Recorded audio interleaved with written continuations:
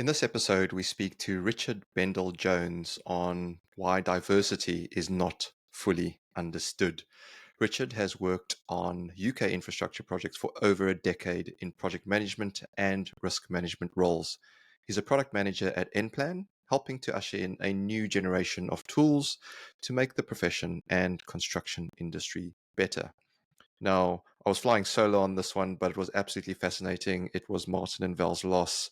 But Richard, based on his background and what he's done, you would have thought we would speak about risk management and AI and technology, but yet we had almost an hour with going down any of those rabbit holes and spoke a lot around a topic that we haven't unpacked in quite some time. I think you'll find this episode particularly intriguing as we try and navigate the AI and technology world and what to consider both as an individual in terms of the team you work with, and then as well as potentially at large, what are the influences that are shaping your view and window on the world. So enjoy this one, folks. If you particularly disagree with us, we invite you to let us know. That's specifically myself and Richard. Reach out to us, tell us what you disagree with so that we may learn your perspective. But we'll leave it there. As we always say, keep listening, keep liking, and keep paying it forward.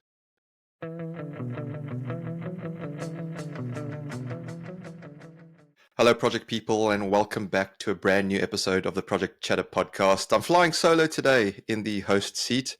No Val, no Martin, but it's their loss because I am joined by none other than Mr. Richard Bendall-Jones. How are you doing, Richard? Yeah, I'm good. Where are Val and Martin? Have I scared them off? So, you know what? I think scared them off is probably not the right phrase. I don't think you're scary. Possibly, maybe they just, I don't know, actually.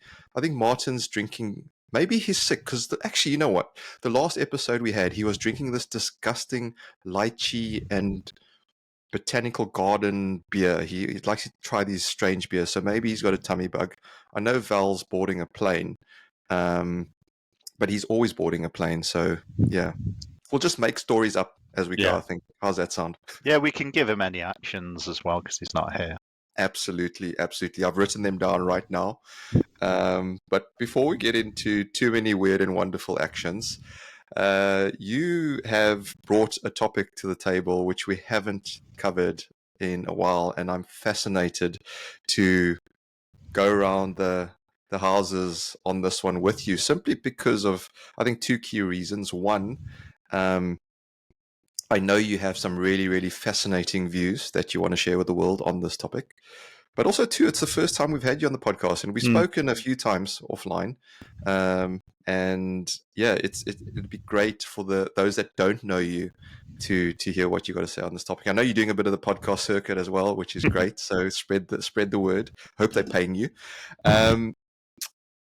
But before we get into it, I guess let's start with who you are. What's your origin story? Who is Richard Bendall-Jones? Yeah, so actually construction is kind of my second career. I actually started as a journalist way back when. So I actually learned a lot about the art of the narrative in that sphere. And what happens to lots of us, we kind of get sucked into construction. And I worked on the railway in the UK for about 11 years. So I started off as a project manager, learnt the ropes there, but I was always really kind of drawn to risk management and that side of things. So I moved over to there a good number of years ago. So I learnt the ropes, doing risk management and that kind of stuff. And then a few years ago, I joined Nplan because I really believed in the mission, still do. And so I moved from a kind of risk engineer there to a product manager there. So the products that we're developing, we have loads of ideas that we get from customers and people who interact with us. Then I try and filter that into a funnel and work out what's the best thing to deliver for the product. So bit of an interesting journey, but lots of learning along the way. So yeah, that's a bit about me. Yeah, That is awesome. I didn't know that about you, that you're a journalist, to Mm, start off with. And it's interesting because whenever we ask people about their career journeys, it's so fascinating how people have navigated different landscapes and land up where they are today. But that does also make me very wary, and I've got to be careful what I say. I'm talking to a journalist now, yeah. so. And we are recording this as well, so Oh, are we? Oh, shit. you haven't signed a disclaimer for me either, so watch No. watch out. Okay, full disclaimer, everything I say, you can't sue me. Okay, Um, deal. awesome.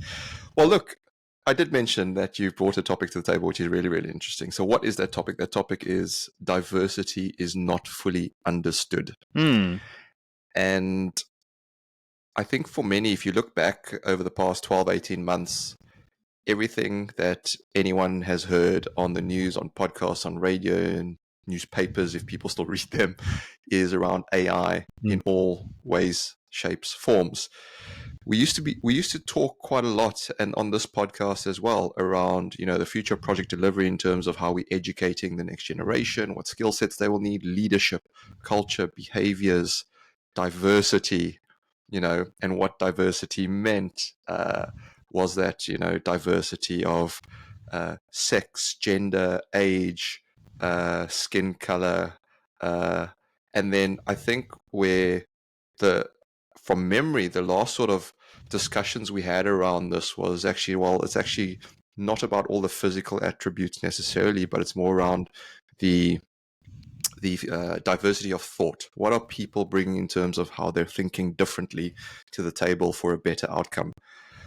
But where are you with this? Because if it's Hmm. not fully understood, what aren't people understanding about it, and what should they be understanding? Yeah, so I think there's different forms of diversity, and as you say, sometimes some are more, shall we say, fashionable than others. And one thing when I was leaving a job in the past, I had this feeling of guilt, to be honest, that I had not done enough to push that diversity agenda. So I guess my first takeaway point is I realized, let's address the elephant in the room. I'm a white male talking about diversity in construction. And someone might say, well, what place have you got to talk about that? And I did a bit of coaching, and what I got out of it was I've got an important role to play as an ally when it comes to diversity and project management in construction. So I want to encourage everyone to feel that same responsibility, whether that's about your background, whether it's about age, whether it's about gender, whether it's about neurodiversity. We all have a role and a responsibility as champions to fight that good fight. Yeah, and it's interesting because there are so many different facets around it, and educating yourself on it, talking to people, I Mm, think is really, really interesting. The other one that and this does take me back, which is fantastic, is we used to talk a lot around psychological mm, safety within the same conversation for diversity, because creating that safe space where people feel free to express themselves regardless of their background or any attributes that they might have that are different to others. But equally, I think we also spoke around, and forgive me if I'm bringing up old mm, conversations, but I think they're relevant to, dust them off and, sort of re-air them, is that we should create environments where it's okay to be clumsy with your words as long as there's no mm. malice intended, as long as you are open to being corrected and educated on how that impacts other people. You know what? How do you? I Yeah, think go ahead. that's a really interesting point, because the way I kind of see it is we're all on a journey, and we're Hmm. at we're all at different stages of that journey. So I don't think it's just about being willing to be corrected, but also, proactively putting your hands up and say, you know what, I'm not perfect at this, but I'm ready to get better. So help me out with that. And for those that, let's say have been set in their ways for years, how do you start? Because if you're molded in a certain way and you have, whether you want to call it subconscious, unconscious biases, and let's be clear, biases aren't necessarily a bad thing. They actually, by nature, help us protect ourselves and get familiar with those that are like-minded. But if we have particular bias towards a certain gender, race, religion, creed, whatever it might be, how do we take that first step into breaking those down so that we can start educating ourselves? Because we might have these preconceived ideas of this is my window of the world, and it's been so reinforced over many, many decades. How does that change? How does that Well, alter? I'm going to start with a few examples of how not to do it in my experience. Quite often in large organizations, you'll have diversity training, and quite often these are mandatory, and it's kind of like a conveyor belt where you have to turn up and maybe you get lectured to, or you have some kind of interactive sessions as well. But I think the nature of that being institutionalized means that the message doesn't really get through. It's like I'm being told this because someone needs to tell me this rather than I want to go on that journey. So it can come across a little bit passive, I suppose. One thing I learned recently on my own journey was that statements like I don't see gender or I don't see race are actually quite damaging, because those kinds of statements are kind of disregarding the challenges that people have gone through. It's like, I don't see that because, I'm really, enlightened or whatever. But by that, you're also saying, I don't see the challenges that people have faced in their lives or are facing now. So there are a few examples of how not to do it. But I'm quite fortunate as an ex-journalist and a risk manager to kind of structure challenging questions, but in a constructive way. And I think there's two ways of doing that. Firstly, you can do it quite directly in terms of, do you think that's the right thing to say in this context? And that can be really intimidating for people because someone's not going to immediately like you for challenging them in that way. So that might not be for everyone. But one thing that I find particularly useful in terms of it's like change management, to be really kind of blunt about it, is that kind of tone from the top, and you can be what you can see. So I've been in some situations where there's a leadership team and they're all white and mainly men, and they've declared themselves diverse for whatever reason, to the point of absurdity, I would argue. And so there's got to be some way of challenging that and say, we should have, initiatives to change this somehow. And that's where it can get a little bit challenging, because then you start falling into, arguments about positive discrimination. But my main thought about that is about recruitment, actually, funnily enough, because quite often we recruit, you put a job out there, you have a job description, what we're looking for. Quite often what we're looking for is what we already have. And it's like, for me to be a risk manager, I need to be able to do quantitative risk analysis. I need to be able to do maths and things like that. And one of the great things about risk management is it's a really broad church. Like, you get people coming in from all different kinds of previous careers, walks of life, and it can be a really interesting melting pot of people. So, my thought about, where organizations are institutionally undiverse is like, have a look at your processes. Are we just looking for the same old? Because what that feeds into is, well, is this the best man for the job?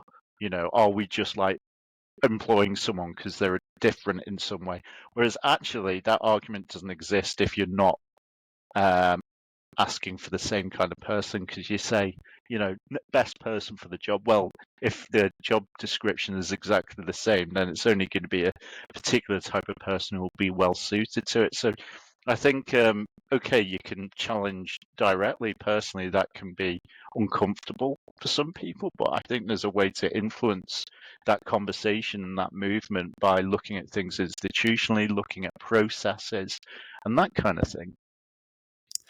So that brings me back to a conversation I had a couple of years ago now, where when we were talking a lot about this, one of the things that I actively sought out to do, and I know others did this as well, is seek out people that had opposing views to myself. Hmm. Um, and curious as to why they saw it that way. Hmm. And I heard something quite recently that I found. It sounds simple, but it's actually amazing. If you have strong opinions but weakly held, right? Hmm. In other words, I have strong opinions about something, but if you challenge me with an argument that makes sense, I'm willing to change. Yeah. And if you take that view, it's okay to have strong opinions. It's okay to have a strong view. We're saying, going back to your comment, and I totally agree with you here. And maybe that's not what the listeners are looking for. They're looking for us to joust a little bit. Maybe we'll try and do that. But I totally agree with you where it's a cop out to say I don't see gender, I don't see skin color, I don't see this, I don't see that. It's the easy route out rather than say actually I do see it. I struggle to navigate the different things I should say, particularly if I'm a leader and I have a diverse team. You know, what is the tone I set in terms of how I speak to people individually and as a collective? That's a really tricky thing for leaders to navigate. And I don't think people are actually equipped with that Hmm. skill, Yeah. genuinely. It's interesting that you mentioned like strong opinions weakly held. It's something that's quite important to me, but in the spirit of not just violently agreeing with you, I think it's something that you don't see much of, I would say. I think there's always opportunity to see that more. And actually, if you put that in the context of, say, diversity in the workplace, I think it comes down to humility. And, when I'm thinking about my strong opinions that are weakly held, I actually kind of rejoice in being wrong sometimes because Mm, someone's felt comfortable enough to speak out and challenge what I'm saying. More often than not, they're right because I'm a generalist and they might be an engineer or something like that. And, firstly, we get to the best answer. And secondly, you're creating that psychologically safe space where everyone thinks, well, regardless of rank or whatever, I feel like I can contribute to this conversation. And the reason why I link that to diversity is, as I say, that tone at the top, tone from the top, whatever you want to call it, requires that humility to say, hey, I think I'm diverse or whatever. And someone puts a hand up and say, actually, you're not. And I think we need to go on that journey together, as a team and, help each other along the way. So I think sometimes quite often there is um, a lack of humility. And part of that's down to experience, which you kind of got me on a bit of a rant here. Quite often in, say, construction or infrastructure, it's quite funny. Like, I'm sure you've had it where you've started meetings and you do around the table, who are you? My name's Chuck, and I've been a project manager for 7,000 years. And it's like, well, that's great. And a wise man once said to me, some people have 30 years of experience and some people have 30 years of the same experience. And I think, experience is a double-edged sword. Yeah, okay, you amass a lot of knowledge, but you can also become somewhat complacent or unwilling to try new approaches or new worldviews as well. So I think the experience thing can actually be quite tricky. If you talk about safety management, quite often one of the contributing causes to safety incidents is complacency from people who've been on the job a long time as well. So maybe not as disastrous as a safety incident, but behaviorally and culturally, that notion of experience isn't always a good thing. yeah, it's like I say, the fish does rot from the top. And if you get it wrong at the top, that permeates throughout the organization. And it goes down from everything we say, we do, if we're leading organizations, all the way through to our invisible PR. What are the people saying when we're not around, right? What are the Hmm. marks we leave and for people to talk about behind our backs? And if you're a leader listening to this, it's like, there isn't one, for me certainly, it's not one silver bullet that will help you necessarily navigate the landscape. Because, and I say this to my team a lot, is every time you have a new person join your team or leave your team, the dynamic changes every single time. That's just one person joining or leaving. Every time, even if the team doesn't change, the same people go through different life experiences. They get married, they have kids, they might lose someone. That changes people, and that dynamic changes again. And this is where, for me, and I know the words have been used often over and over before, but this is where empathy and compassion come into play. And particularly more empathy than, well, compassion obviously is huge. As a leader, you should be compassionate, but empathy is actually understanding what other people are going through. And you can't do that unless you get to know them and spend the time and make the space. If you're too busy leading, inverted commas, organizations to drive profit and revenues and get products out the door and, just try and manage by numbers, you're forgetting about the people that are actually helping you get those numbers. And we'll probably get onto the AI topic as well around this, because that's all we talk about, and it does play a part. But we know that all organizations, the biggest challenges are people. Not that people are a challenge, but allowing people to be their best versions of themselves and creating that environment is hugely, hugely challenging. And I think the more we equip all people, not just leaders, but all people in the organization with the understanding of what diversity actually means and how to navigate it, the easier it becomes. What do you think? Is it, am I going down the wrong garden path here? I mean, feel free to shoot me down. No, the reason why I was looking a bit quizzical is, in terms of my personality type, I really probably over-index on the empathetic side, because that's just who I am as a person. So quite often, quite early in my career, I learned that it's not spreadsheets that manage projects. It's not processes that manage projects. It's people that make projects happen. So without people, you don't have a bottom line at all, because you're not delivering anything, and certainly not delivering it effectively. So it was interesting that you were talking about a new team member or someone leaving. I get really excited when new people join my team, because, well, it's kind of, again, two-sided, because they're a bit nervous, they're feeling out the environment, but you have this window of maybe 2 to 3 months where they can bring you an honest, fresh perspective, because by the time you've been somewhere, say 6 to 12 months, you're kind of institutionalized by then. And someone once said to me, whatever you do, Richard, don't revert to the mean, which is a very mathematical way of saying don't converge to the mean. As saying, just don't kind of feel like you need to comply with the culture that we have, because actually you have a benefit by bringing something new to the team. But it's natural behavior, right, based on, our kind of evolutionary psychology to want to fit in and, get on with people. But there is that window of opportunity to, get fresh perspective from new team members. And then that comes back to that psychological safety thing. So if someone's on day one, you say, listen, it doesn't matter how everyone else cites their opinions or their views or what they've learned, because what you bring is equally valid.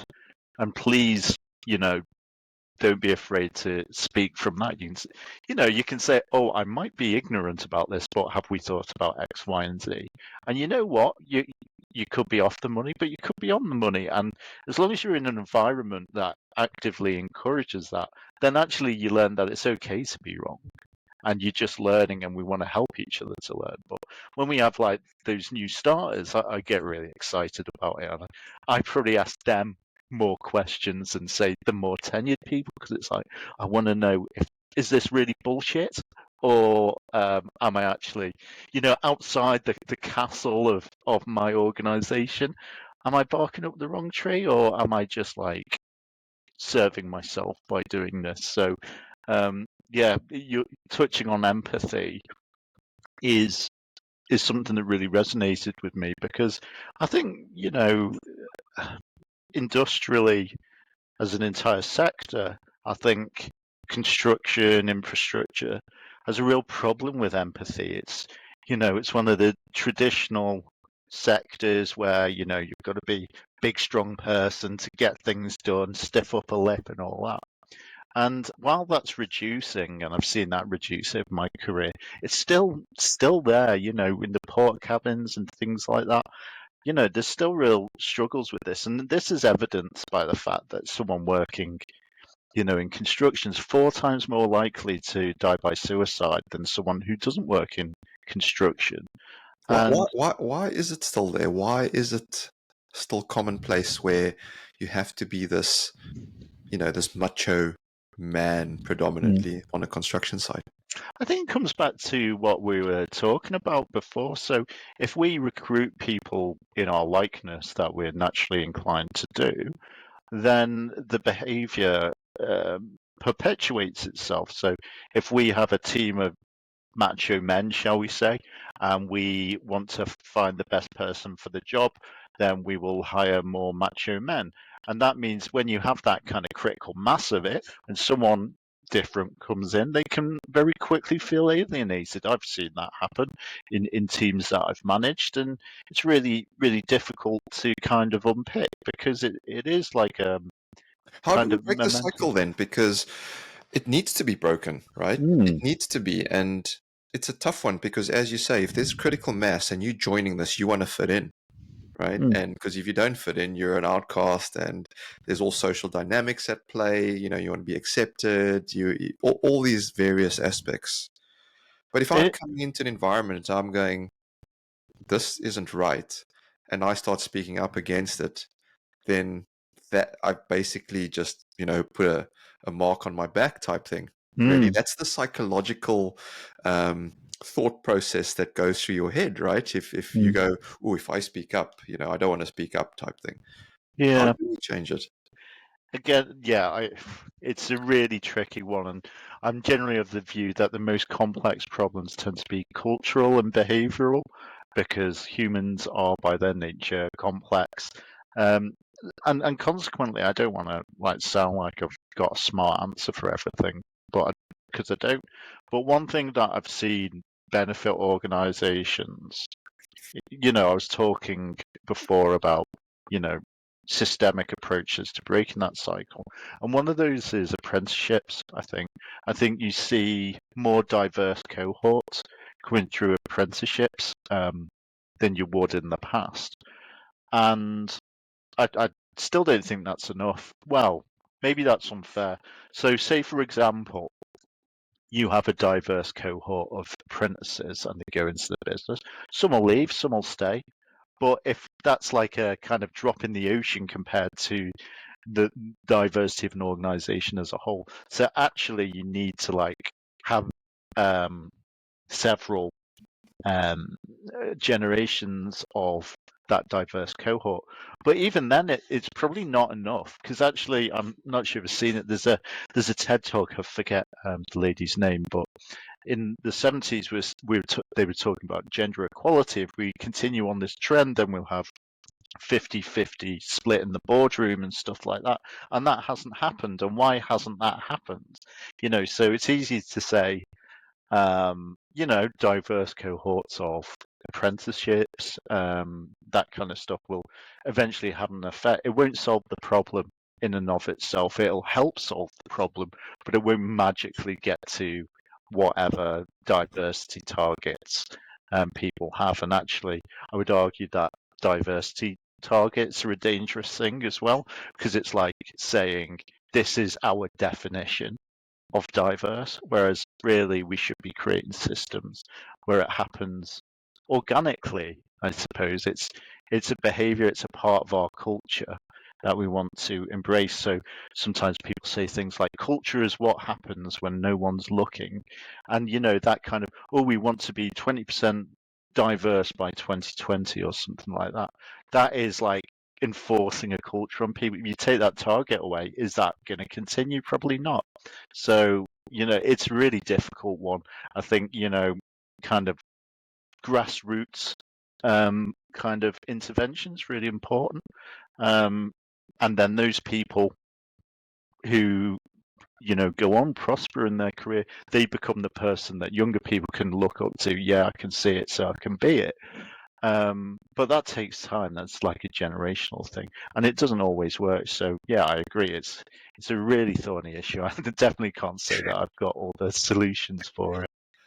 And I think you're right. It's probably one of those where you do have to trial different methods, different ways in which you potentially could. Because I was actually chatting just today to someone. They were fascinated about South African politics and history, and of course, South Africa's history is tainted with apartheid. Hmm. And since '94, we've been a free country. Although I haven't lived there in a while, I still say we. And we, the country's trying to reverse the wrongs of the past, and in some ways they've got it right, and in many ways they've got it wrong as well.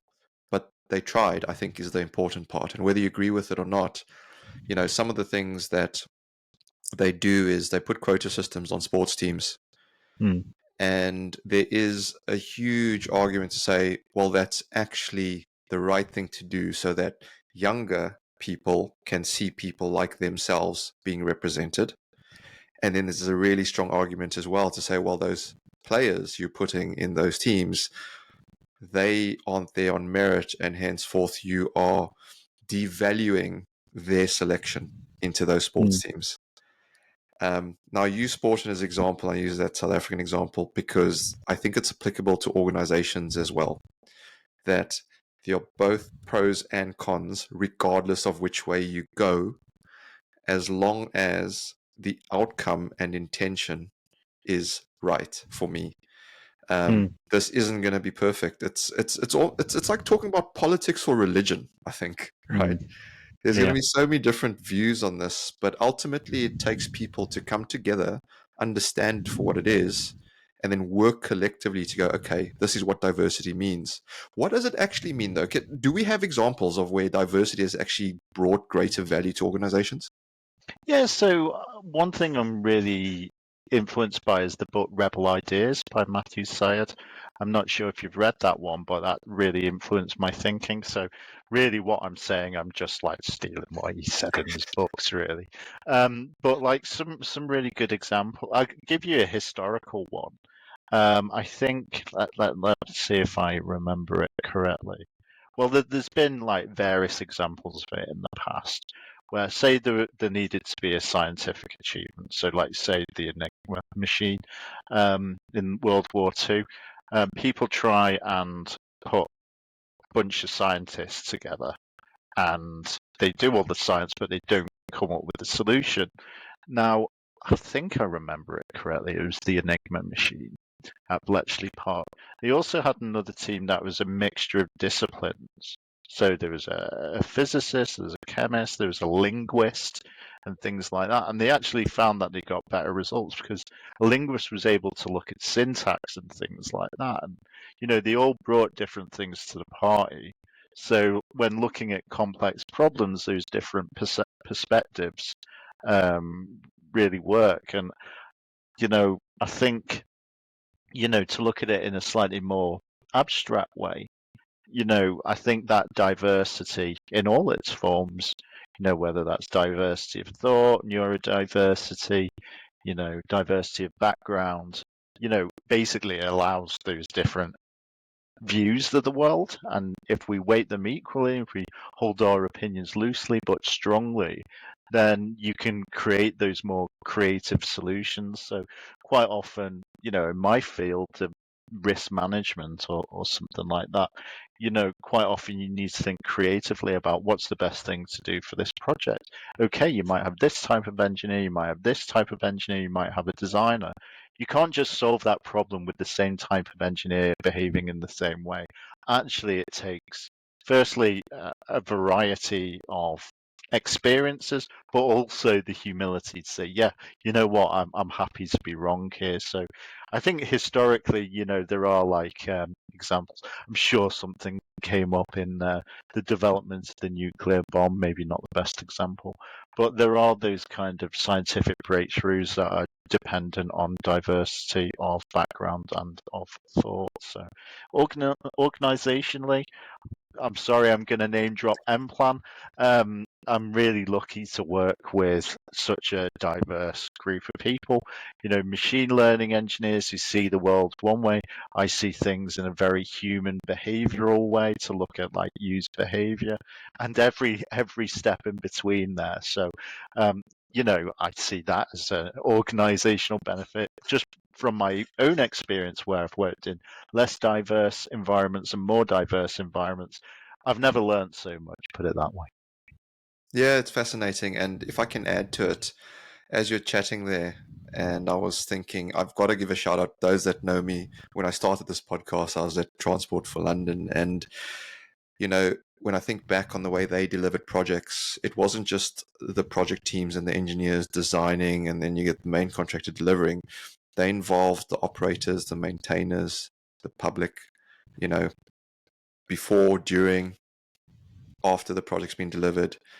And that diversity of how an outcome of a project will impact those that will be using that asset afterwards was hugely beneficial in delivering it while it was in delivery. And for me, that is a great example of using people from different backgrounds. The other thing that I will also credit them with is that all TFL staff have access to going on a day with people that have disabilities. That might be visual impairment. It might be loss of a limb. You can't access platforms, have to use lifts and things like that. And you spend the day using public transport with someone with a disability. And it opens your eyes to the challenges that people have if you're an able-bodied person. And those types of experiences, when you walk a mile in someone else's shoes, are invaluable in gaining empathy and perspective on the world. Just because you haven't experienced before, you can't consider it, right? It's funny you should mention that because I remember I did a lessons learned workshop probably 10 years ago now, and they were building a train station and received lots of plaudits for its accessibility and things like that. So we did a lessons learned workshop, not like amongst the project team or anything like that, but end users with disability, mobility challenges and things like that. And it was absolutely fascinating and humbling to reflect on their experience because, building a project, you might see some designs, you might do snagging on site, things like that. But you're not living the life of the person who has to experience it and really depends on it as well as part of their quality of life. So, that thing at TFL sounds like a phenomenal idea. I absolutely love it. And, I hope more organizations, especially public transport providers and public infrastructure providers, they consider that people experience the public realm in different ways. Yeah, and I guess it's tricky because you can't always do that in all circumstances, but I think we can be creative in finding ways. And I think certainly, even if it's not on the actual physical project that you're delivering, or non-physical, if you're not delivering in the built environment, at least the team within which you're working, I think if you actively seek out, and as we said it already, but if you go and actively, there's one thing you take away for me, please take away, listeners, go and seek out the person in your team that you disagree with most and just spend a day with them and try to understand, ask those 5 whys maybe. right? So Go ahead. I wanted to ask you, Dale, what caused you to want to do that? Because it is one of the definitions of getting outside your comfort zone. So, put it to you this way. I will credit the podcast for some of it because I've learned a hell of a lot, and it's changed my views talking to people like yourself over the years. And we've been very, very fortunate to have so many different guests on here. And it just occurred to me one day that, if I constantly talk to people that are like-minded, I'm in this echo chamber and I'm always going to be right. And I'll never learn. And I saw something recently posted by Stephen Bartlett on a clip about imposter syndrome, and that how we're labeling it incorrectly and looking at it incorrectly, where a lot of us experience imposter syndrome, right? But if you label it something else, if you label it that it's not imposter syndrome, you're just not in your comfort zone. What we then all know is because if you put that lens on, growth happens outside of your comfort zone, right? So if I'm uncomfortable, I'm growing. So now all of a sudden, when am I uncomfortable? I'm uncomfortable when I'm talking to people that have different views to me. So if you make all of those linkages, you go, I'm growing when I talk to people that think differently to me, that see things differently to me, Yeah, that I behave think that differently to me. it's uncomfortable, right? But it's quite powerful. I think a really good, maybe a more simplistic example, and I really like your example, and I would encourage people to do that. Sometimes we are made to do that because of who we work with or who we spend our lives with. But if you feel like you're agreeing with everyone, then maybe it's time to switch it up a bit. I remember someone saying that the risk manager that everyone likes is a dangerous thing. And one more simple example is like we all get into habits in terms of the media that we read. Like, oh, I like this newspaper, I like this website. And what's implicit in that is I don't like these other outlets because I don't agree with what they say, and I feel a bit uncomfortable with that. So it's okay to disagree with other media outlets for whatever reason, but at least expose yourself to it so you do get that diversity of input. And you never know, people might have valid arguments that you'd not considered before. So, yeah, I often have those kind of internal arguments in my head. It's like, is this changing my opinion? Am I comfortable with that? And actually, it's quite arbitrary because it's all part of who you are and who you're becoming as well, that kind of growth that you talked about. So, yeah, I like that example. I haven't ever gone out and said, right, let's identify some people I don't agree with or consider myself diametrically opposed. I guess I've been fortunate enough to go through my career and find enough of them naturally. But yeah, I guess it's also one thing that I used to do is, when getting 360 feedback in performance reviews, seeking out people that I didn't think particularly liked me and working out, what is that feedback there? Why do I feel that we have that relationship? So actually, I quite like the example of the 360 feedback because it can be easy to pick out the ones who are going to say, yeah, he's a pleasure to work with and love the output, it's fantastic. But usually you don't delight everyone at work. So it's possible to find those people who aren't necessarily delighted by it, and you can really learn stuff from there. You can get feedback that you can disregard, right? You don't have to accept every bit of feedback. As long as it comes from a place of truth and a place of care, then that's really important. But that doesn't mean to say that you can't learn from people who you don't necessarily agree with. Yeah, 100%. And I think the key differentiator on whether or not you should take on board someone's view that is different to your own is whether there's a level of trust or not. If there's no trust and it's malicious and they're just giving you this opposing view because they're dickheads, then disregard it, right? But if it's someone you trust, and maybe you've even, given them permission to go, please tell me where my blind spots are. you know, take that then on board and go, thank you for telling me. Because Mm. most of the time, who's going to tell you the truth most of the time? Your Well, family, your closest yeah. friends, right? Whether you Well, like I'm it or not. not.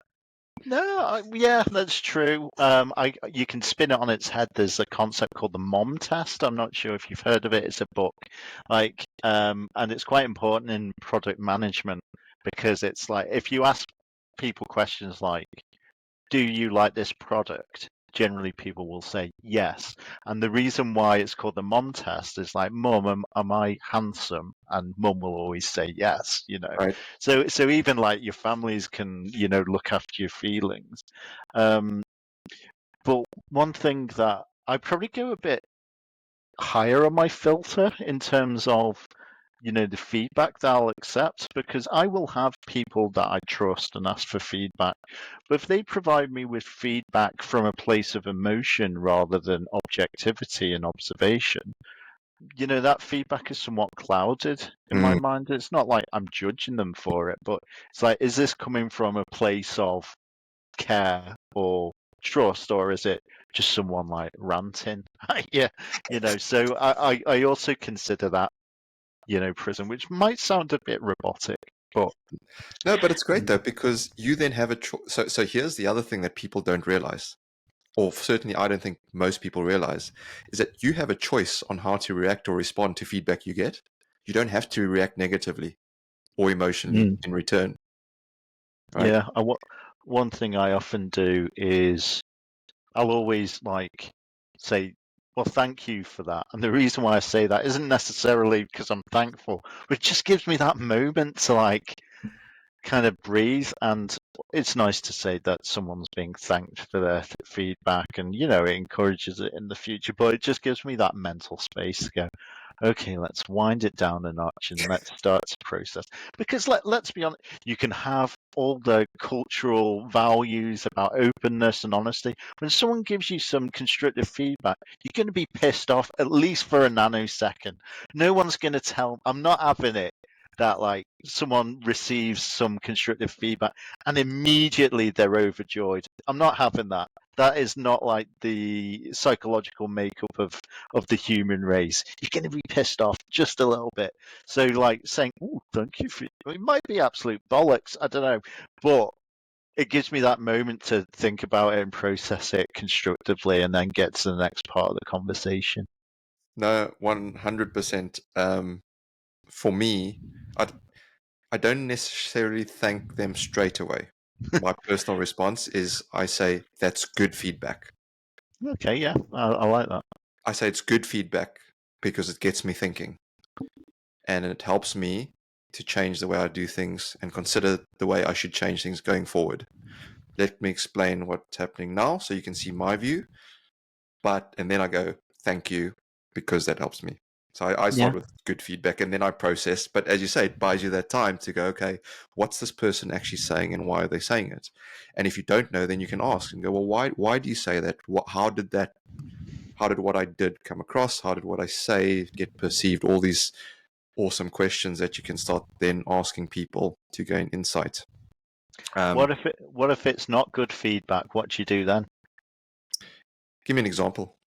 Like, Dale, I saw you doing this design and it was shit, and then I don't tell you like how to make it better. So if Do I you say, say Joel, that that's good feedback? I imagine you don't. so if you said that to me, I'd say, that's really interesting feedback. Why do you say it's shit? How can I improve it? That's what Mm, my natural response would genuinely be, that is mm, your, so I'm not dismissing your view because you obviously think you have an opinion because there's a reason. So I want to know what that reason is. So then I can make a judgment on whether or not for me it's something I should, if it's validated, I can take on and improve going forward. But if it's not unvalidated, then I'd probably be mm, like, well, I really thank you for your feedback. mm. And it's something I'll keep in mind for the future.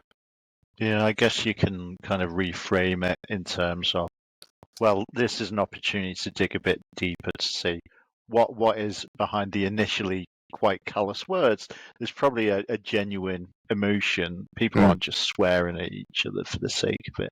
So it could be seen as an opportunity to say, okay, well, somewhere in here there's some useful feedback. So let's explore that a bit. But this is also a cultural thing, right? So with my South African mates, my good mates, Oh yeah. I could just go, that's shit. And they'd be like, oh, really? Yeah, that is Yeah. shit. Oh, okay. What should I do? Then you get straight into it. Or what would you do? Type thing. Mm. But I guess, and maybe I don't know, maybe it's British, maybe it's not. You have to be a bit more careful about your words. Going, you know what? If it was me, I'd probably consider these other aspects. No, again, I think it's probably closer to the default behaviour, say in South Africa than in UK. But it doesn't mean that you can't do it in the UK with your Yeah. best mates and things. It depends on, your relationship, your level of trust. But yeah, as a kind of cultural default, I would probably say that South Africa is closer to that. Yeah, no, it is a fascinating one, and I knew I'd love having this conversation because we haven't spoken about it in a while, and we did touch on social media, and if you ever touch on social media or just media in general, and the newspapers you read, and talk about technology, and then AI and how that's influencing everything as well. Let's face it, the Metas of the world, right? They're the Googles. They're taking the articles you read, the websites you go to, and they're putting you in an echo chamber because they're figuring out what you like. And so media has a part to play.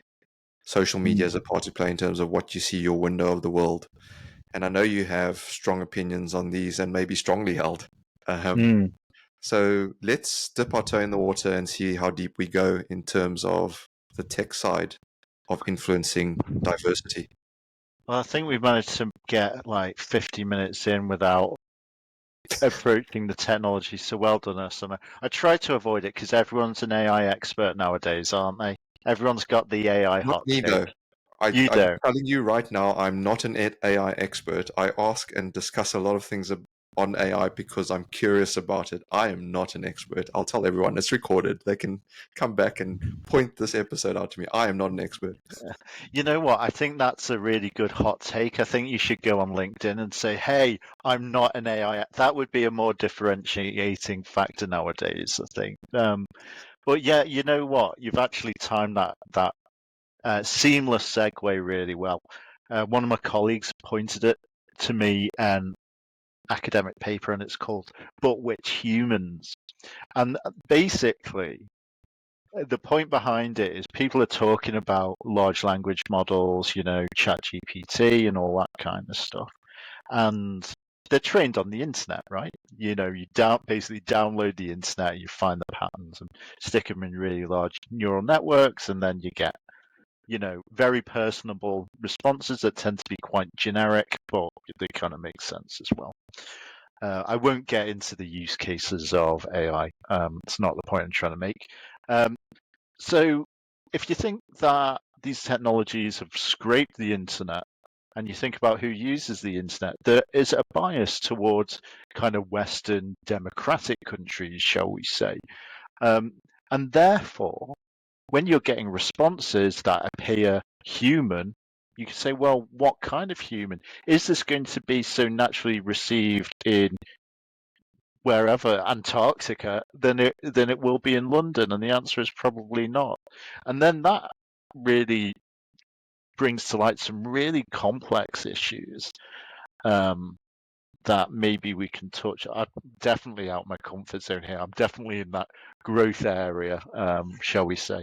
But, the concept of code switching. So when people are in an environment where they're not psychologically safe, they feel the need to adopt the behaviors and the cultures of the environment that they're in. And therefore, there could be a unintended consequence of these technologies that are developed in cultures and systems of, say, westernized cultures, that it actually starts to alienate other parts of the world or kind of indirectly influences it. So, like, a good example that one of my colleagues came up with is, like, say a Tesla car, an AI driven car or whatever, is trained on American data. How is that going to behave in Paris. You can't like drive like down the freeway in the center of Paris. You wouldn't get anywhere because it's like, oh, that car's too close. You know, so it's a question that what the paper was saying essentially was, you know, these technologies become less not accurate, but less kind of appealing and accessible the further you get away from that culturally speaking. So like say it was all based on American or British data or whatever, the further you get away culturally from the norms of America or Britain or whatever, the less appropriate it becomes. So while these technologies are quite, you know, homogeneously Western in their style, you know, how's that being perceived in other parts of the world? I'm fortunate maybe to, you know, I've done a lot of my studying and, you know, I lived out in Eastern Europe and, you know, the mindset and the culture is quite different. When I speak in Russian, I kind of adopt a different personality to a certain extent because cultural norms are different, right? So how does this way of communicating ideas in, say, a Western democratic way, how does that get received? Or could we start to see different behaviors of these technologies that assimilate into the culture in which they're digested? So that's something I'm thinking about in terms of bias and, you know, the socio-political effects of that as well, I guess. Like, say if you're, I don't know, in it doesn't matter which one, but say a paranoid country, you know, and you're using this technology and it speaks, you know, in a very alien way to your country, then you could see that as some kind of threat, you know. And so these technologies, as we know, they have global implications in many different ways. But I find that kind of social aspect of it, the socio-cultural aspect of it, really interesting. Yeah, you know what? I've never thought about it that way. And thank you for sharing that view, because if we just use the basic idea that, you know, most people kind of understand large language models, they trained on large volumes of data and they distill information based on a prompt you give it to give you an output. It's what is the data trained on? And you're right, if it's trained on Western society, then that's the persona and the bias it will give you. And I just wonder, even if we ask it to be a you know, Far East Asian person living in the mountains, would be able to give you an output based on their views? I'm not sure. Mm. You know, would it be able to give you a view from someone living in Chad in Africa? You know, um, it's a really fascinating one, and I I think we're just at the tip of the iceberg of what AI, machine learning is or isn't, and this is feeding the social media as well that we're looking Mm. at. I I don't go onto Facebook. I don't have Facebook or the Instagrams and all that type of thing. I'm on LinkedIn. That's about it, really. Um, and it's fascinating because that will influence our views. And if we're saying that for the most part, people aren't spending 9 to 5 days a week in the office talking to their colleagues anymore, they're on screens, and when they're not on screens, on video calls, they're either, well, hopefully they're working, but if they're not working, they're on social media or radio or TV. And then that gives them a certain window of the world. I just wonder if that window has an opportunity to change or not. And Mm. hopefully they're listening to this episode and they become curious as to, well, what am I missing? What else Mm. is there? What is the incentive, though? What is the incentive to thinking differently for an Yeah. individual? That's a really good question, I think. What is the incentive to think differently? I think again that has loads of social, cultural connotations. And I think quite often it's really intrinsic to some humans to be curious. So like that need for adventure or explore, you know, the unknown, you know, the kind of adventurers, shall we say, that are kind of cerebral adventurers. So I guess to some extent, it's quite natural that some people are curious and want to seek out different opinions, because I think that needs to be a human state, because it is less comfortable by nature than to kind of go into the echo chamber, which I think is a really cool term. It was certainly used a lot in the kind of Twitter age, I think, Yeah. when there was that kind of cultural kind of echo, shall we say. So I think it's like an innate, to some extent, an innate quality that people have to, be curious and be reflexive as well. But I also think it's something that, well, you don't train or you don't learn, but you create an environment where that's okay. So people who might not want to be curious because it's a bit scary, they find themselves in an environment where actually it's made to be less scary, and therefore they can explore that for themselves in a safer environment. Yeah, I think it's a fascinating one, and this is definitely an episode where I'm inviting you as a listener to this episode to share your views, because if not this episode, to share what you think, especially if it's different to what I and Richard have been saying. Because I do recognize a lot of it we have agreed with each other, and we said we try not to and play devil's advocate, but it's hard to disagree when you have strong opinions, weakly held, but they're the same opinions. Um, so please do, comment on LinkedIn, connect with us directly as well. I'm open. I know you're open, Richard, as well, to being Yeah. connected. But I think we do need to talk about these things, and it is still not fully understood. And I think it's one of those that you'll never truly fully understand it. I certainly don't think I will. No.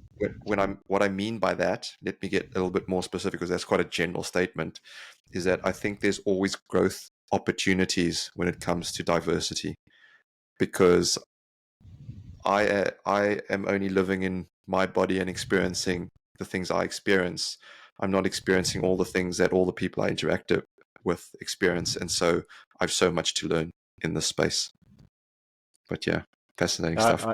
I'd love to hear the opinions from people, because I think we'll both, again, agree with each other that we certainly don't have all the answers, and certainly are both on a process of learning and self-development and growth. So it'd be really interesting to hear the opinions of others. I should say, especially if they don't agree, because we're all here to learn from each other. Absolutely, absolutely. And it's because we have the same haircut and same Right, yeah. hairstyle as well. So maybe that's the problem. Maybe we should diversify our look or Yeah, something. I'll promise. Well, I'm not going to promise to shave my beard off next time, but I'll put a hat on. I can I know put a you love hat your on. hats, yeah. Yeah, I'll But put a hat on. I do once a year do Movember as well, and that's probably part of a good part of the conversation as well, because Movember, yes, it started off with a bit of fun, clean shaven, and then you grow your moustache throughout November to raise funds and awareness for men's health. But there's a stigma attached to men not talking about their health challenges, and I don't only mean physical health, mental health as well. And so we haven't spoken about that aspect, and that happens in our industry a lot, in the construction industry, in the built environment, where it just builds up and builds up and builds up. And for some reason, men particularly, doesn't mean it doesn't happen to women, it happens for women as well, but men particularly still don't feel comfortable talking about their feelings, or they don't feel that it's okay to not be okay. But it's okay to not be okay. We all go through ups and downs as well. But that's probably a whole new podcast to go down, Richard. Look, was there anything else you wanted to cover before we head towards the close of this one? Well, apart from the point that I've learned that we should book the next one in for the start of November. There was one last point about AI, Yeah. actually. Yeah, here we go. Richard's talking about AI. And when I was testing out some product features with project managers, I asked the question. It was a feature that would generate recommendations. And I asked these project managers, how would you feel if an AI piece of software gave you recommendations of what to do? And to begin with, they all said, actually, I'd be all right with that because it takes effort to come up with actions. So it kind of gets me beyond the blank page, and that's valid. And then there was this emerging trend that people started saying, you know what, I think this would be really good for new people in my team, like graduates and things like that. Because we've all had a day one, right? I remember my day one. I was given this kind of side project, which was like write a manual on how to replace a bridge. Probably took me like 3 to 6 months of on the side learning and that kind of thing. And you could generate something that's probably 80% of that really quickly now. So if you think about someone who's learning the ropes, they can go up those ropes, shall we say, much faster. It won't be perfect, of course. It might be 80% of the job, but it will still kind of accelerate things. The reason why I think that's important is, well, firstly, the learning use case of generative AI has been, really explored and certainly comes across as one of the strongest use cases.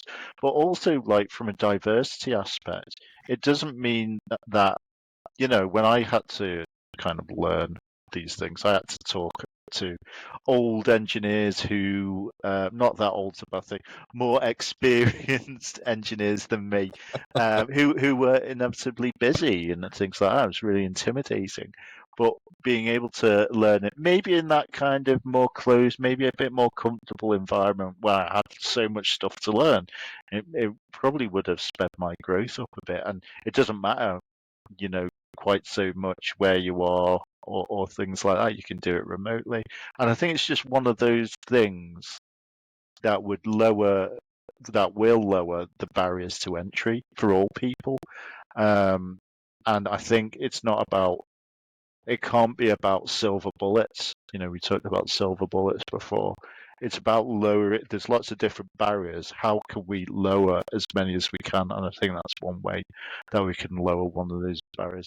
But apart from that, no, we'll go again early November. Amazing, amazing. I'd love to have you back. You gonna shave the beard off? No, I'll wear a hat. Awesome. Cool. You can leave the shaving to me. But no, I couldn't agree more. And what a way to end off the episode. Think about the barriers that exist, both those, well, more virtual barriers than anything else in industry today. But look, it would be remiss of us if I didn't take you through Fiverr. So usually Machine Gun Martin is on the episode, as you know, to take you as a guest through his questions. I've used ChatGPT just because Martin's not here. It's given me the following 5. So are you ready for Yeah, Fiverr? let's go. Let's go. Number 1, what personal experience most shaped your views on diversity? Here's a silly example. When I used to live in Russia, I had this lecturer who really loved the Beatles, and I was from Liverpool. Everywhere I went in my life, I said, "Oh, I'm from Liverpool," and they go, "Ah, the Beatles." So I go to Russia. I've got this lecturer who loves the Beatles, and I was like, "Oh, here we go again." And he did even play Beatles songs at me. It was pretty ridiculous. Anyway, even though it was like a gap, it was like a year in industry.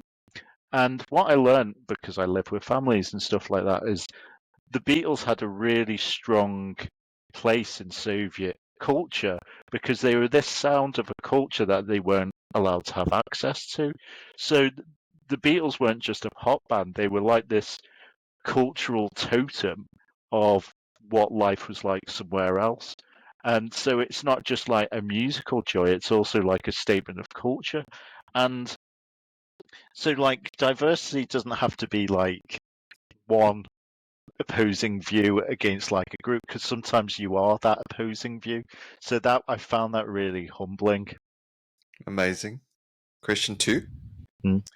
Who has been a role model for you in advocating for diversity and inclusion, and why? Yeah, so when I used to work in maintenance at Network Rail. There was this guy who ran the depot. His name was John Taylor, and he was the wise man who told me that 30 people have 30 years of experience, or they have 30 years of the same experience. Also, the same wise man who told me that culture is what happens when people aren't looking. So I've actually quoted John twice in this session. Shout out to John. We should get him. Is he still around? Should we get him on the pod? I don't think. Well, I haven't checked actually, but he might be. I don't know. There we go. There's some homework for you. Okay. Bring back a guest in November. They're not all about diversity. Number 3, what is the most surprising thing that people might not know about you? I've kind of alluded to, I speak Russian. I lived in Russia. Not the most fashionable place to claim to have deep cultural knowledge of, but yeah, that's a bit about me. But it is a diversity aspect of who you are, which is great. Number 4, if you could have dinner with any historical figure, who would it be and why? Alan Turing. Firstly, because like his achievements as a mathematician and like the godfather of like computer science is kind of unparalleled, but also it's quite fitting for the diversity conversation because he was very poorly treated as a result of his sexuality. I live near to Manchester, where in the gay village you can sit next to Alan on a bench. There's a statue of him as well, which I find really touching. So Alan Turing, I'd go for. Awesome. And 5, what book or resource would you recommend to someone wanting to learn more about diversity? Yeah, I mentioned Rebel Ideas before, so I'll go with that one. It's an accessible read, gets you thinking. So if you like some of the concepts today, it'll align with that kind of thing. But if you want to challenge yourself, probably one that I also lean on quite a lot. It's quite a divisive book. It's called The Black Swan by Nicholas Nassim Taleb. It's more about kind of maths and distributions, but also how humans are really crap at estimating stuff, and they're really crap at estimating how crap they are at estimating stuff. And it's partly written to kind of wind you up, but it's a good example of opinions that might not necessarily align with your own. Awesome. And I don't usually do this, but I'm going to add to the books just because it's on topic. Yuval Harari, Sapiens, I think is amazing to just sort of get you thinking about your own belief systems and challenging those as well. What I would say about Sapiens is it's all right to disagree with it as well, because it's covering a lot of stuff in a relatively short space. So it's okay not to agree with all of it. Anything you read, you should read with a curious mind. You don't just take it as gospel every time you read something. So I think that is amazing advice. But look, Richard, it's been amazing. Like I said, to chat to you about this topic. It's been a while, and I'm so glad we uncovered it again. And I'm so glad that you came on the Project Shadow podcast, because I've been wanting to get you on for some time. You've been dodging me, but we finally got you on. We finally got you on, and I can't wait for the next one to follow up. But look, before we let you go, any final thoughts you want to leave our listeners with? No, I hope you enjoyed it. My call to action from the start of the podcast still stands. We all have a role to play in pushing the diversity question in our industry, regardless of your background. So please just get involved. Everyone's an ally. Absolutely. What a way to end the pod. Look, folks, that is the end of this episode. But remember, if you do like what you've heard, please do help us pay it forward and share a link to this episode on your favorite social media. Once again, a massive thank you to Richard Bendall-Jones. It's been an absolute pleasure and privilege to have you on the pod. And thank you all for listening. Till next time, we say stay safe, be disruptive, and have fun doing it. From me and only me, it's bye for now.